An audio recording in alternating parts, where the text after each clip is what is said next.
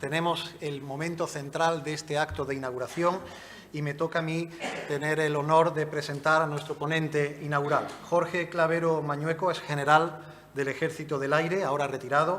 Nace en Antigüedad, un municipio de Palencia con poco más de 300 habitantes, pero que es y lleva orgullo ser una orgullosa cuna de pilotos, un reconocimiento que nuestro ponente ha trabajado especialmente durante años. Es el segundo piloto de su familia tras su tío Marcos Clavero. Inició su formación en la Academia General del Aire, en Murcia. Tuvo claro que quería optar a la escala de pilotos de reactores. Acabada su formación en la Escuela Militar de Caza y Ataque de Talavera la Real, el teniente piloto Jorge Clavero fue a la Unidad de Reentrenamiento de Zaragoza, esta vez como docente para el reciclaje de pilotos. Ha estado destinado en las bases de Morón de la Frontera, Las Palmas y Zaragoza. En 1994 formó parte del primer contingente que entró en Bosnia. En el año 2000 pasó al Estado Mayor, donde se programaban misiones y donde llevó la jefatura de pilotos. 2 años en Estrasburgo, 2 como coronel jefe de Gando y su posterior y final ascenso a general en 2017 y posterior retiro en 2023. Muchas gracias, mi general, por sus años de servicio hacia todos los españoles. Tiene usted la palabra para pronunciar la conferencia inaugural que se titula Voluntad de vencer, vocación, riesgo y entrega de nuestros aviadores. Suya es la palabra. Gracias.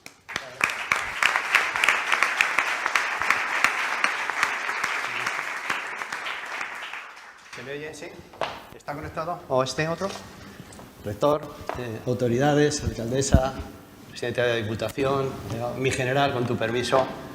Amigos, es un placer para mí. Desde luego estamos en un entorno que a mí me parece excepcional en el ámbito de la docencia, de la enseñanza. Cuando se me ofreció desde la universidad hacer este arranque, esta pequeña presentación, enseguida dije que sí, aunque verdaderamente es un reto. Yo nunca he estado en estas circunstancias, pero creo que merecía la pena. Y después de este recibimiento tan acogedor, de estas palabras y sobre todo de esta música tan excepcional, estoy a punto de callarme y decirles que sigan cantando porque lo van a hacer bastante mejor que yo. Pero tengo que comenzar diciéndoles que se me ha anunciado varias veces que voy a hablar del Plus Ultra.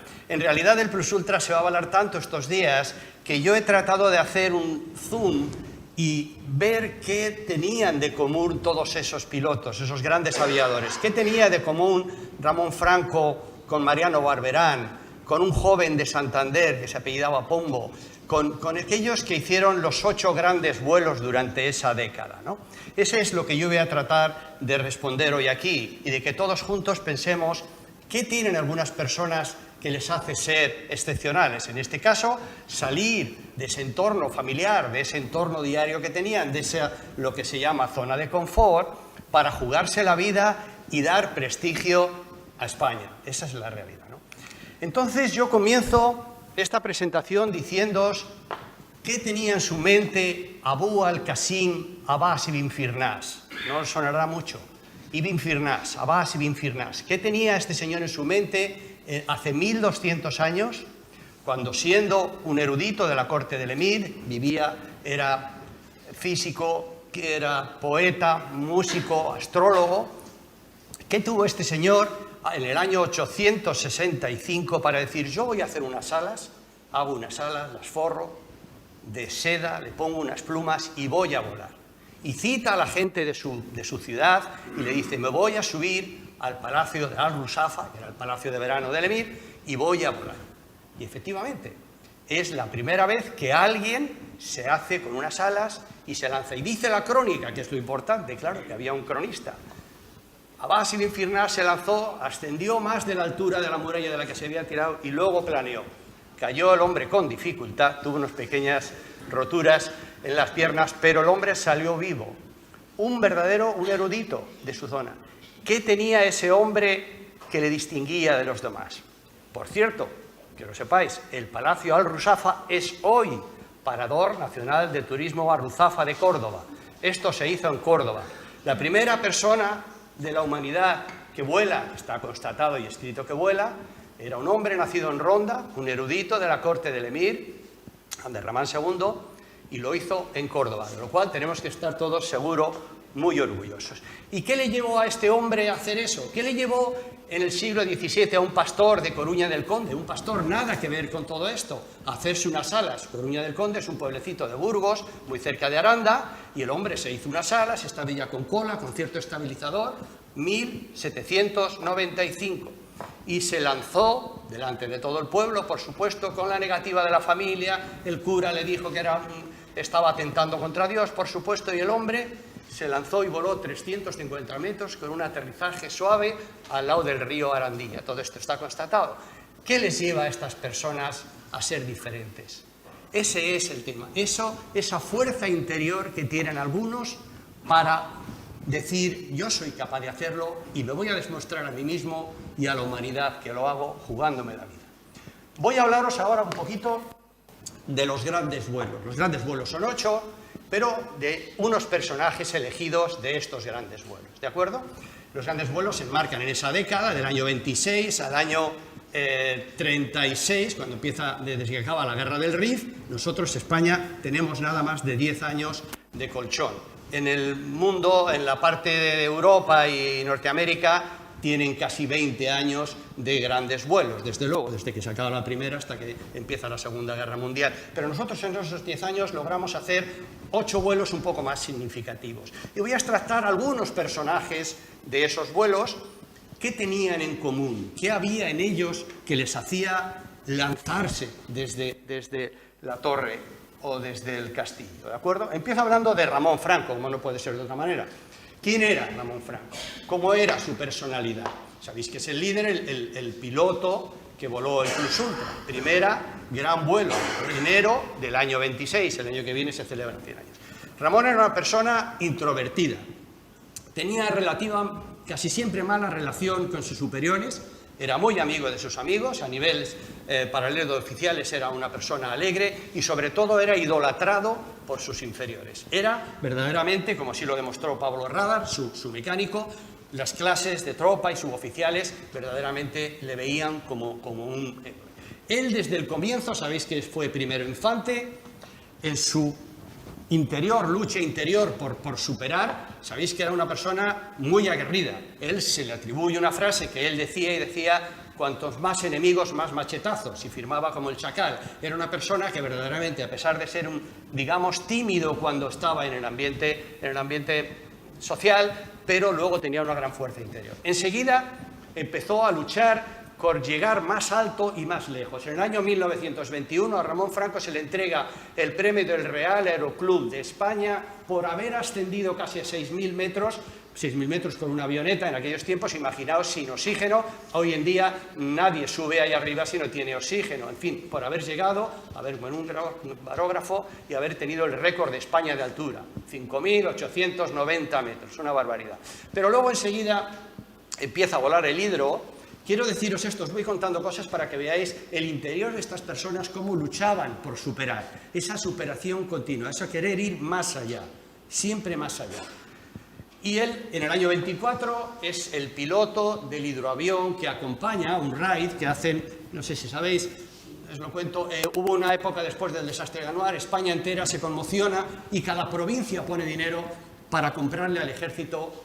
Entonces, la aeronáutica militar, comprarle aviones. Y Canarias compra 3 aviones, en Las Palmas compran 1, en Tenerife lo paga. Y entonces se llevan esos 3 aviones a presentárselos a la población, que los habían comprado ellos. Y se hace un raid desde el norte de África, donde estábamos nosotros, en Tetuán, hasta llevar a Las Palmas y de Las Palmas a Tenerife. Y el avión que les escoltaba era el Dornier, que ya estaba volando un Dornier, que era un hidroavión, Ramón Franco. Bueno, hasta ahí un raid con sus dificultades. Pero Ramón Franco ya decide que el avión, el Dornier, puede ascender más y puede llegar más de lo que estaba fabricado. Y efectivamente, en aquellos vuelos él asciende a los 3.700 metros que tiene el Teide, llega arriba y hace una foto. Es decir, siempre ese afán de ir más lejos. Y en el retorno hace la etapa más larga que había hecho ese avión nunca, de 817 kilómetros, sin tomar agua, sin echar gasolina, entre Lanzarote y Casablanca. Es decir, su mente está continuamente yendo más allá. Eso le llevará a enfrentarse al vuelo del plus ultra. Ese es el interior del cual yo estoy continuamente hablando.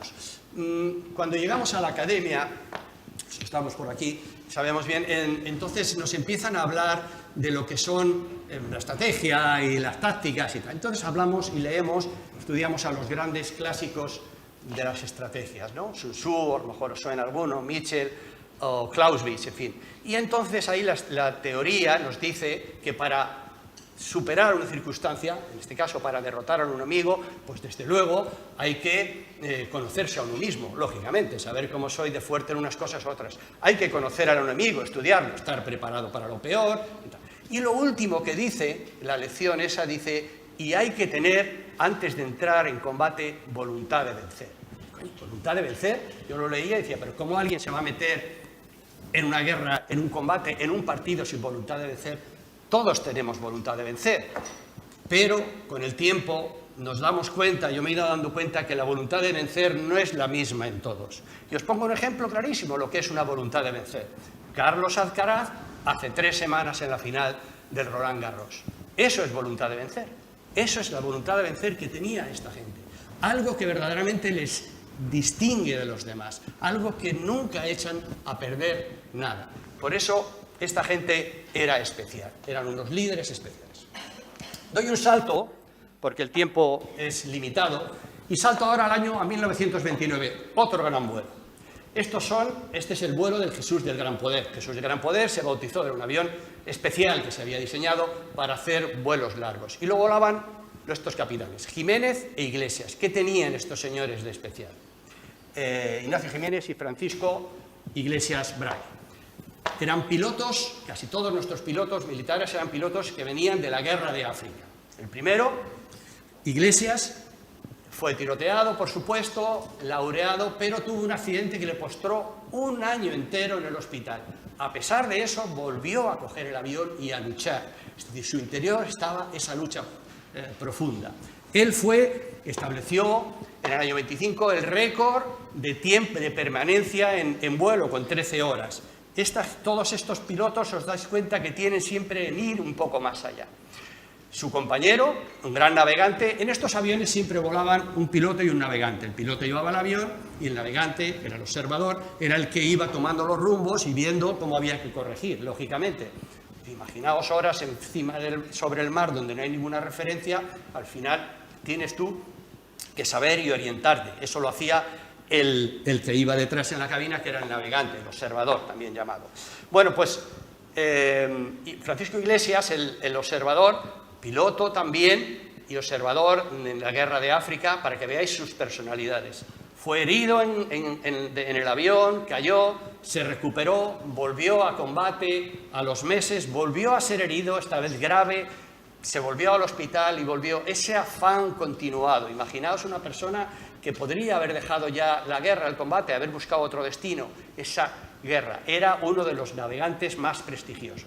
Ellos logran, después del 3er intento, porque con este avión intentaron, esto lo hicieron en el 29, pero es que en el 27 intentaron un primer vuelo que en el despegue en tablada, aquello no era como ahora las pistas, se habían metido coches en un despegue, tocaron un vehículo, rompieron el avión y ese primer vuelo se les frustró.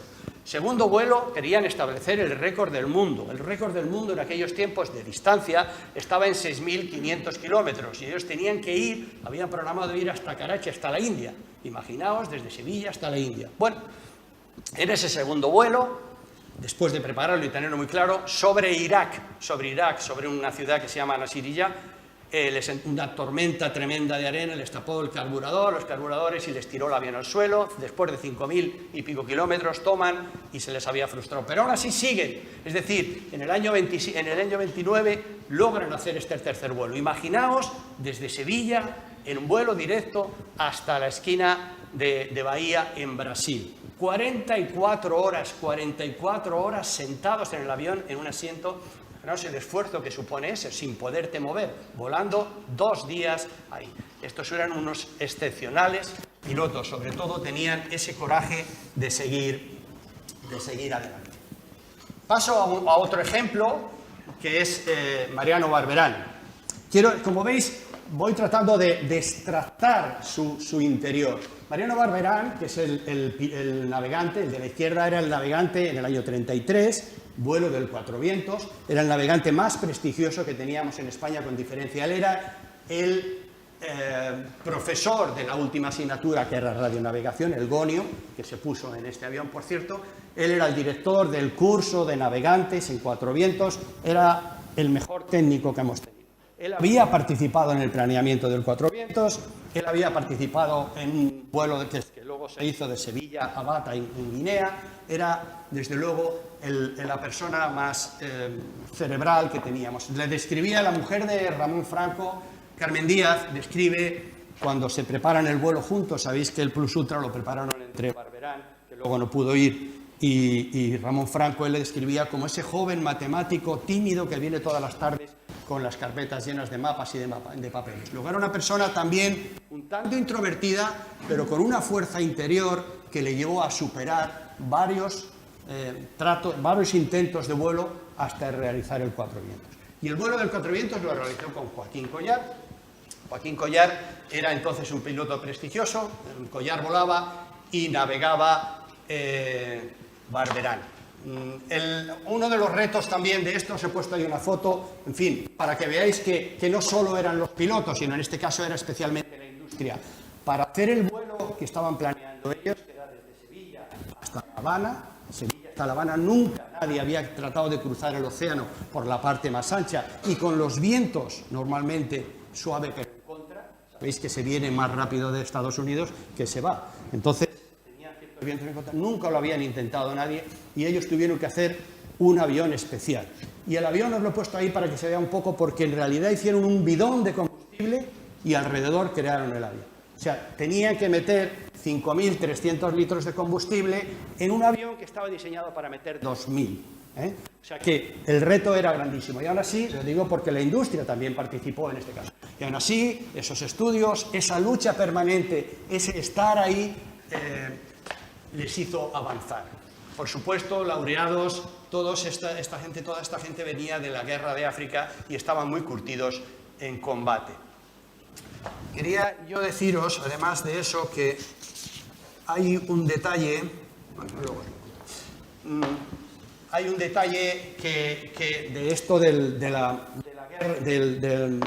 la lucha interior. Y vuelvo al deporte otra vez porque me llamó la atención, hablando toda esta gente que lucha tanto por superar las circunstancias, ¿no?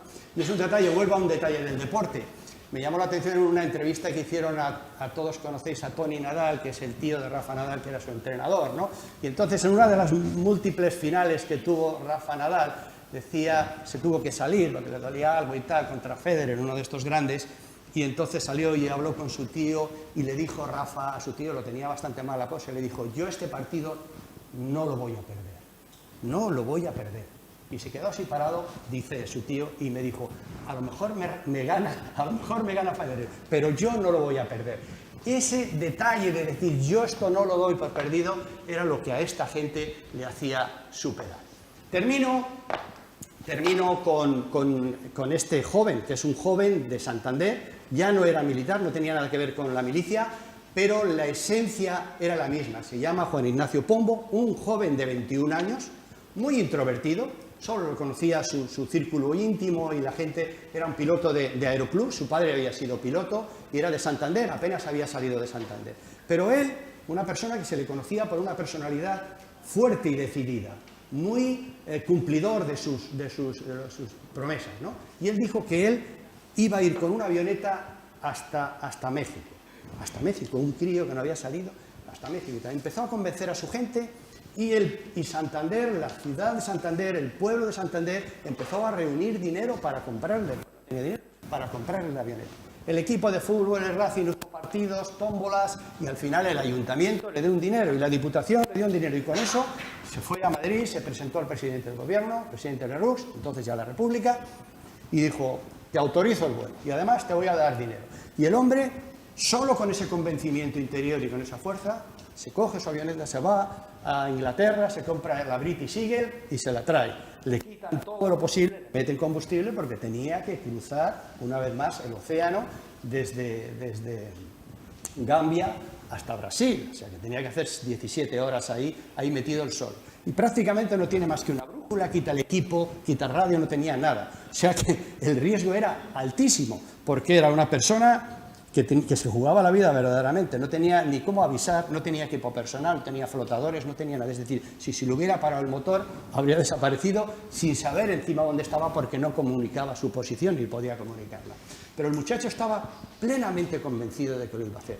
Se pasó por Sevilla, en Sevilla le dieron los últimos consejos en Tablada, porque en Tablada ya tenía mucha experiencia, le dijeron cómo alimentarse, por cierto, les orientaban de qué tipo de alimentos, me llamó mucho la atención, porque llevaban como reconstituyente principal huevos batidos con coñac. Cuando estábamos decía el médico, si estás muy cansado, toma huevos batidos. Entonces llevaban una cantimplora y esa es la que bebían, el café. O sea que los hombres... Y el muchacho, después de todas esas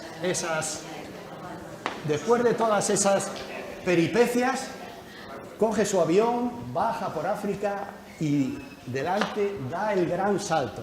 Cuando llega, claro, todo el mundo estaba expectante. El 80% pensaba que el hombre no iba a llegar, pero tenía esa fuerza. Y cuando llegó, en fin, el hombre cuenta en sus memorias que en mitad del mar el hombre lo pasaba, dice, en momentos difíciles, decía el hombre, me acordaba de mi familia, de mi fe en Dios y de España, ¿no? Y el hombre llegó. Lo importante es que su convencimiento interior le hizo aterrizar en Brasil después de 17 horas. ¿Cómo sería la hazaña? Que en todos los periódicos de Brasil, en los grandes titulares de Brasil, aparecía, claro, llegaba todo expectante, va a llegar y tal. Y el titular de los periódicos era, pero si es un mosquito. O sea, ellos pusieron, pero si es un mosquito. Claro, venían aquí una avioneta, no ha podido llegar el hombre. Y el hombre siguió porque su afán era llegar hasta México. Tuvo un montón de problemas, rompió el avión en un despegue, se le paró, rompió el avión, pero la casa British le había hecho tanta propaganda, la que le regaló otro avión se lo puso y él siguió. Después de 2 meses y medio, una apendicitis en Costa Rica, en fin, llegó. Decían los periódicos americanos que había llegado porque le esperaba a su novia. Es cierto que tenía María Rivero Coral, le esperaba. Era una antigua novia que él había tenido, que su padre se había movido a México capital y es verdad que le esperaba. Luego se casó, María Teresa Rivero se casó con ella posteriormente. Pero bueno, eso entraba dentro un poco ya de lo que es la prensa más bien rosa. Pero después de 2 meses y medio, un joven de 21 años, logrando romper todas las barreras, llega a México. Esa es un poco la esencia de lo que yo quiero, esa perseverancia, ese dejar que no te importa tu propia vida. Hay una frase que sintetiza ese simbiosis que hay entre el avión y el motor que lo define Alfredo Quinderán. Alfredo Quinderán era el jefe de la aeronáutica militar, el primer director de la aviación, digamos. Y entonces dice, motor, aeroplano, brazo y corazón, ¿no? Él en eso así decía, motor, aeroplano, brazo y corazón eternamente españoles. Él veía ahí esa fuerza que tienen los pilotos proyectándose a través del avión, de la fuerza del corazón. Termino, no sé si me dejo algo así importante, porque además, bueno,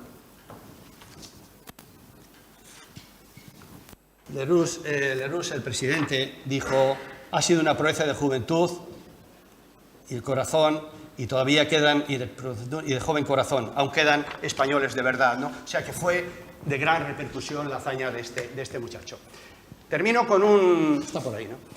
Con una vivencia personal, porque el tiempo es el que es, pero creo que nos puede llevar a todos a un momento en el que todos hayamos sentido, en fin, ese interior que nos empuja más, ¿no? En mayor o menor medida, no va a ser como estos grandes, evidentemente.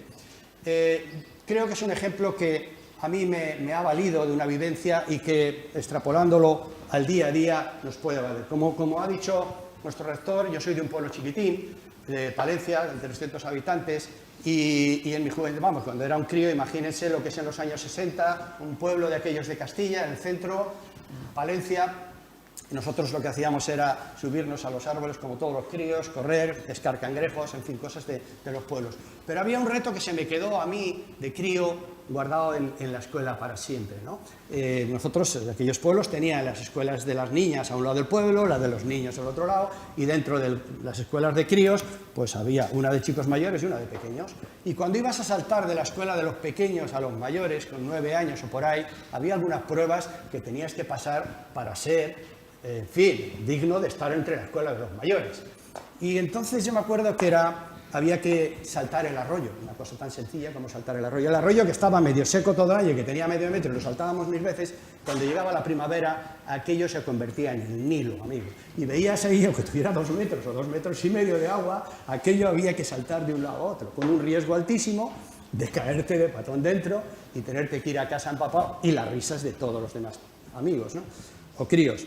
Entonces yo me acuerdo, no se me ha olvidado nunca, aquella sensación de estar en la orilla del arroyo, solo, aquí detrás los pequeños como yo, que tenían que saltar, delante de todos los mayores, listos para reírse, las piedras, el arroyo.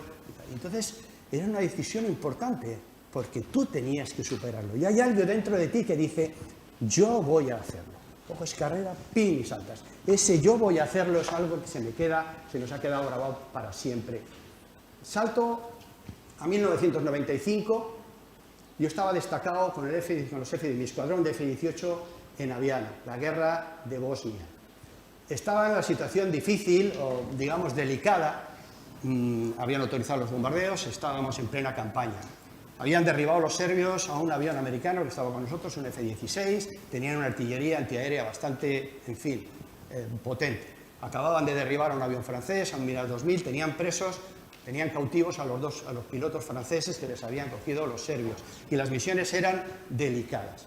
Las misiones se vuelan, si lo veis ahora en la tele sigue igual, se vuelan, las misiones delicadas se hacen los ataques sobre las 3 de la mañana, 2, 3 de la mañana, que es cuando el ritmo circadiano, cuando nuestra forma de estar está en la parte más baja, cuando los operadores, las personas que están allí, los soldados, están con el estado de atención más baja. Eso es lo primero, y lo segundo es que no va a haber gente por la calle. Entonces, los bombardeos se hacen de noche a poder ser a esas horas, ¿de acuerdo? Entonces yo recuerdo aquellos momentos, que eran, yo os digo, delicados. Teníamos una gran reunión de gente en la que nos juntábamos todos los pilotos en una sala y se preparaba el vuelo, ¿no?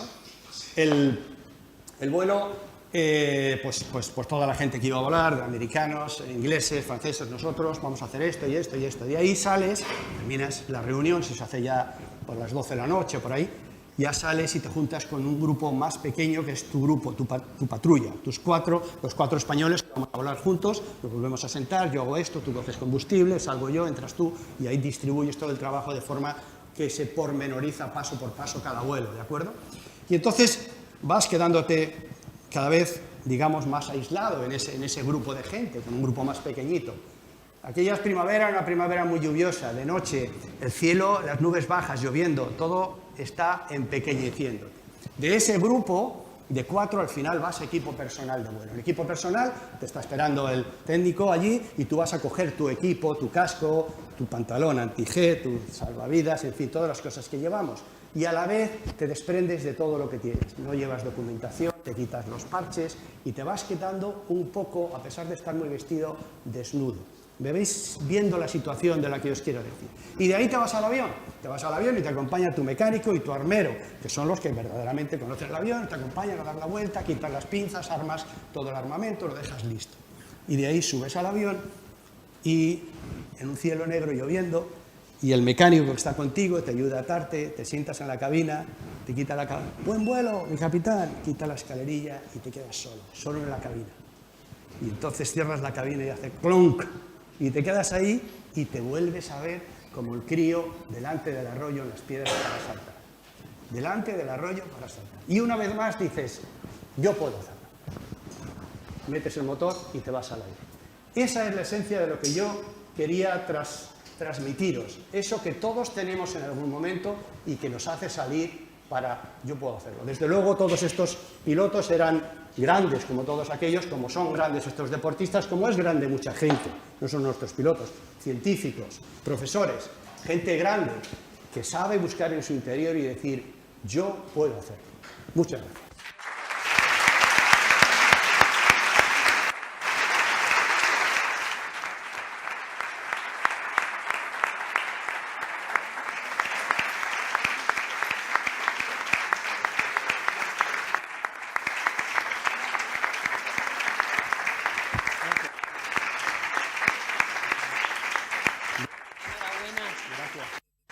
que tú eres amiga. Muchas gracias, mi general, por esta magnífica conferencia. Profesor, perdona que te lo diga, pero como profesores universitarios, yo te he estado oyendo con cierta envidia de cómo has sido capaz de mantener la atención. La sala estaba callada, la sala estaba atenta. Ha sido una magnífica conferencia. Las transparencias, bueno, ha sido una lección magistral de cómo hacer una buena conferencia en el siglo XXI, manteniendo la atención de todos los oyentes, con pocas palabras, pocas imágenes, pero muy certeras, mezcla de experiencias, vivencias y historia. Muchas gracias, de verdad, de corazón.